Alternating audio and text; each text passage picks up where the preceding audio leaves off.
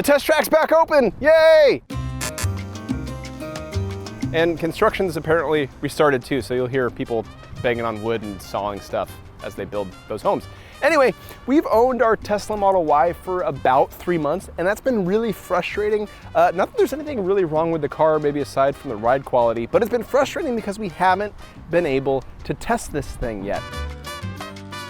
Why is that frustrating? Well, it's a Tesla Model Y dual motor all-wheel drive performance with the performance upgrade. It has performance in its name twice, and with that kind of performance being promised, you want to find out how much you actually get. So now we get to finally attach our data acquisition hardware to this thing and find out how much it weighs, how quickly it can stop, how hard it can corner, and how fast it can accelerate.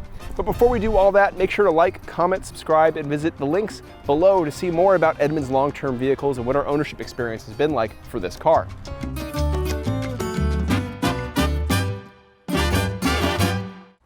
So we're going to start out by weighing the Model Y. Now we weigh cars by putting each tire on a scale at the same time and then summing all the weights, and that gives you the total weight of the vehicle and also the front and rear distribution. Why do you weigh a car? Well, it's important to help fill out the dynamic painting of a vehicle, right? So it can help you understand attributes about why a vehicle behaves the way it does. It also helps you classify a vehicle depending on what you think it should weigh and what it should weigh within its group of competitors, right?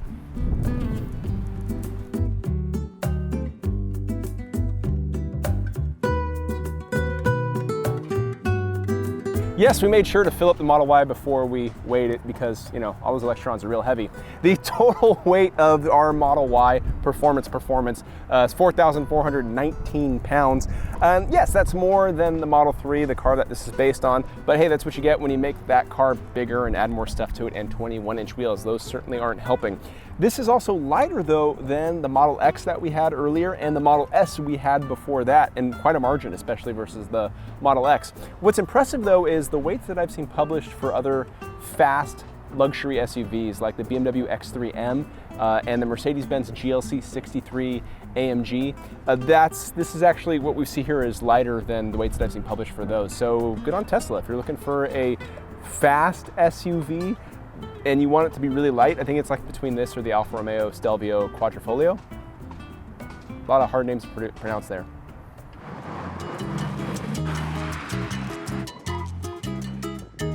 We perform brake tests by doing repeated emergency stops from 60 miles an hour.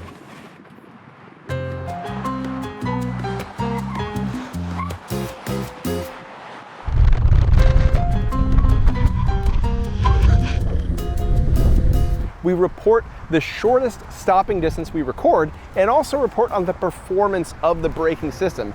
Do the brakes heat up like crazy over a period of stops? Do the distances increase like crazy? This is a measurement of the effectiveness of the tires. That's which gives you the shortest stop possible, and also the braking system as a whole. We feel this is important because an emergency stop is the most high performance thing most drivers are going to do when they drive. So we also use this as an opportunity to talk about pedal feel and ABS sensation as well.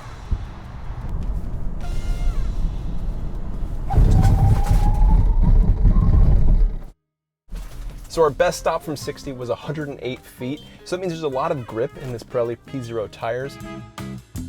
But overall braking performance, repeated stops, was solid as well because we only got as high as like 109 feet after multiple stops, and that speaks to the braking system's capabilities overall. Our testers also reported really nice pedal feel that I can, agree with, having just done that. Minimal nosedive and plenty of stability. So overall, a really strong result for the Model Y performance.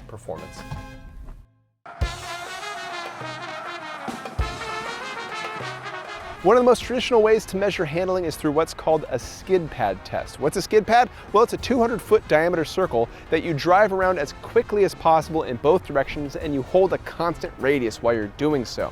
Why do you do that? Well, we gotta back up a little bit. When you turn left or right, you feel that sensation often in your gut going the opposite direction. That's called a G-force. You're making one when you're turning. Now, when you turn and sustain the speed around a corner, or in this case the skid pad, you're going to sustain a G-force. Now, the higher that G-force is, the faster you're gonna go around the circle. That means the more grip you have in your tire, and that works the other direction. Now, what we do is we go around the circle in either direction as fast as possible for one lap, and we average the left and right G-force results, and that tells us effectively how hard the car can corner.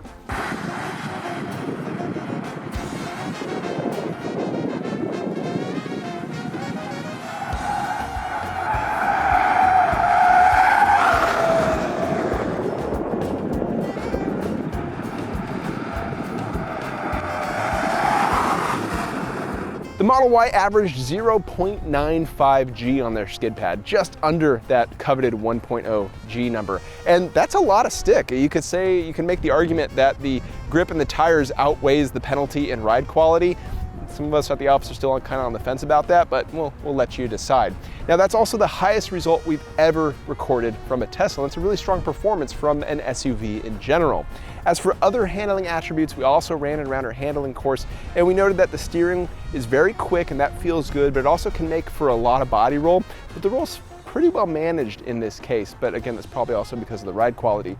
The only constant was the stability control, and that you always feel that nibbling at the front brakes when you're trying to drive as fast as possible, and you also don't get full acceleration until the wheel's basically straight.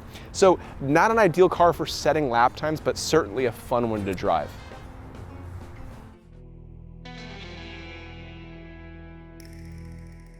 Finally, we get to find out how fast it is though, but a few things that we have to address first. Now, all of our testing here uses a GPS data logger that talks to a number of different satellites 100 times per second. That's way more than your phone does with the performance timer on there, so you can trust our results. Two, we report 0 to 60, quarter mile with trap speed, and 0 to 60 with 1 foot rollout. The 1 foot rollout basically subtracts a foot from that acceleration. And though that's not realistic, it's what every major brand does out there that tests cars. So you can compare that result to the results that they get when you want to talk to your friends about cars at the bar. Hey, whatever. Now, a word about weather correction. We normally apply weather correction to every vehicle that we test so that we can equalize performance between different days, accounting for humidity, temperature, and barometric pressure. The thing is, EVs don't rely on atmosphere to make performance, so we don't apply the weather correction to EVs. Let's get testing.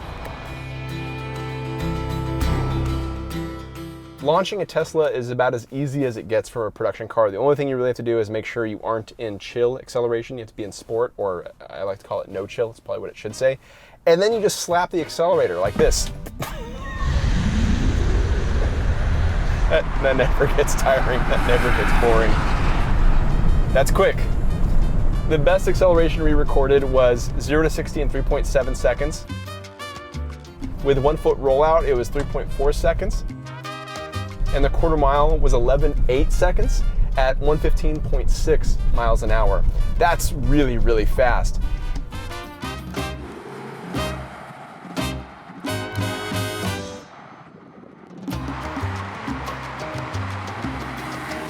And what's nice is we've also had an experience with previous Teslas that the acceleration diminishes dramatically after multiple acceleration runs. That wasn't the case with this Model Y. The performance kept up, which I guess is appropriate for a Model Y performance.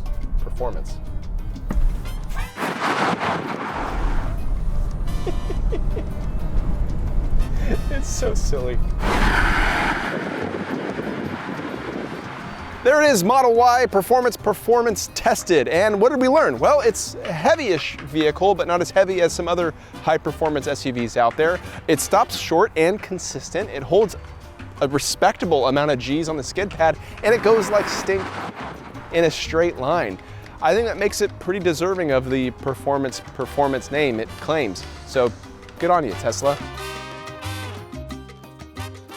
Now the question is, what should we drag race it against? I have some ideas, but I want to hear yours too, so leave them in the comments below.